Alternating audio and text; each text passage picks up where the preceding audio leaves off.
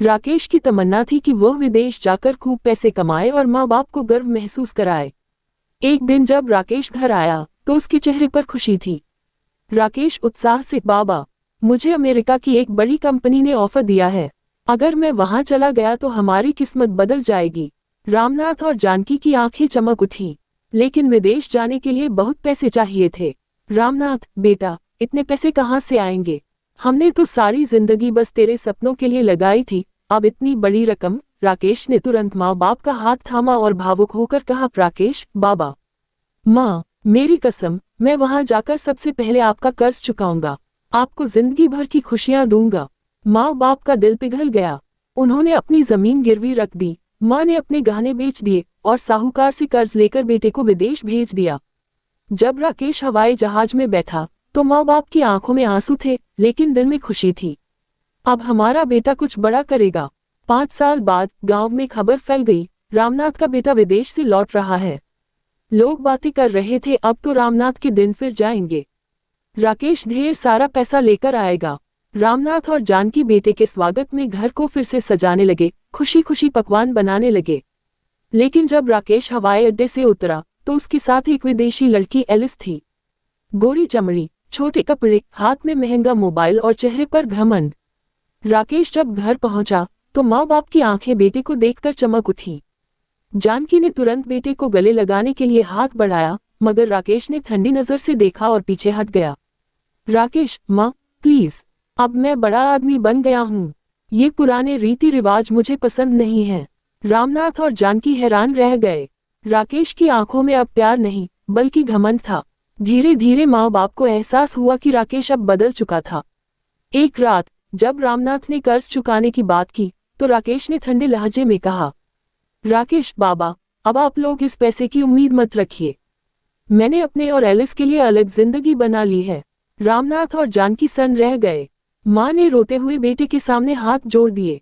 जानकी, बेटा, तेरा दिल इतना कठोर कैसे हो गया? राकेश गुस्से में चिल्लाकर, बस करो माँ, यह इमोशनल ड्रामा मत करो। अब से आप दोनों अपनी जिंदगी खुद देखिए। रामनाथ और जानकी के दिल पर जैसे पहाड़ टूट पड़ा। जिस बेटे के लिए उन्होंने अपना सब कुछ दांव पर लगा दिया था, वही आज उन्हें बोझ समझ रहा था।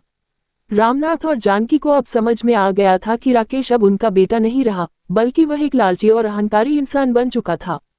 रामनाथ और जानकी भारी मन से पुलिस स्टेशन पहुंचे। इंस्पेक्टर संदीप शर्मा कुर्सी पर बैठकर रिपोर्ट लिख रहे थे।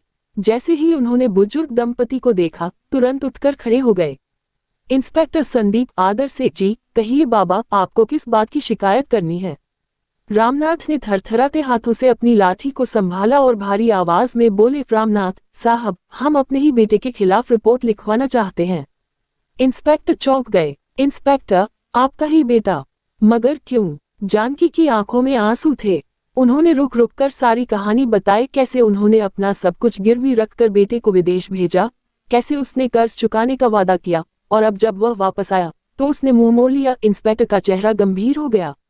इंस्पेक्टर, बाबा, आप सोच लीजिए, क्या आप अपने ही बेटे के खिलाफ कानूनी कार्रवाई करना चाहते हैं? रामनाथ की आवाज भारी थी, मगर उसके शब्दों में दृढ़ता थी। रामनाथ साहब, जब तक हमें यह भ्रम था कि वो हमारा बेटा है, हम उसके हर अन्याय को सहते रहे। मगर जब उसने हमारी इंसानियत को ठुकरा दिया, तब हमें कानून का सहारा लेना पड़ा। इंस्पेक्टर ने गहरी सांस ली और फौरन अपने सहायक को इशारा किया, इंस्पेक्टर, राकेश को तुरंत बुलाओ। कुछ ही देर में राकेश पुलिस स्टेशन पहुंचा। एलिस भी उसके साथ थी। जैसे ही उसने अपने माता पिता को वहां देखा, उसकी त्योरियां चढ़ गईं। राकेश गुस्से में, बाबा, माँ, ये क्या तमाशा लगा रखा है? पुलिस तक बात ले जाने की क्या जरूरत थी? इंस्पेक्टर कड़क आवाज में, तमाशा तुमने बनाया है राकेश। तुम्हारे माता पिता ने तुम्हें विदेश भेजने के लिए अपना सब कुछ दांव पर लगा दिया और तुम अब उन्हें पहचानने से इनकार कर रहे हो।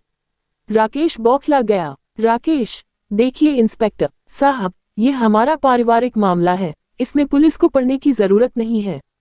इंस्पेक्टर कुर्सी से उठे और गुस्से से बोले, इंस्पेक्टर, जब तक माँ बाप अपने बच्चे के अत्याचार को चुपचाप सहते रहते हैं, तब तक ये पारिवारिक मामला होता है। लेकिन जब बेटा माँ बाप के साथ धोखा करे तो यह एक कानूनी मामला बन जाता है। राकेश को अब डर लगने लगा।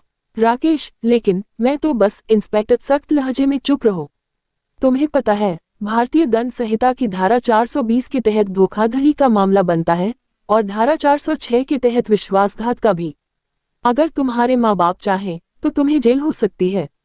राकेश की बोलती बंद हो गई। एलिस घबराकर, राकेश, हमें यह मामला यही खत्म कर देना चाहिए। हमें माता पिता का सम्मान करना चाहिए। राकेश ने सिर झुका लिया। राकेश धीमे स्वर में, बाबा, माँ, मैं कर्ज चुका दूंगा। रामनाथ और जानकी ने आंखों में आंसू लिए एक दूसरे की ओर देखा। रामनाथ, राकेश, पैसे की बात अब खत्म हो गई। अब हमारे और तुम्हारे बीच कोई रिश्ता नहीं बचा। राकेश हक्का बक्का रह गया। राकेश हैरान होकर, बाबा, आप ये क्या कह रहे हैं?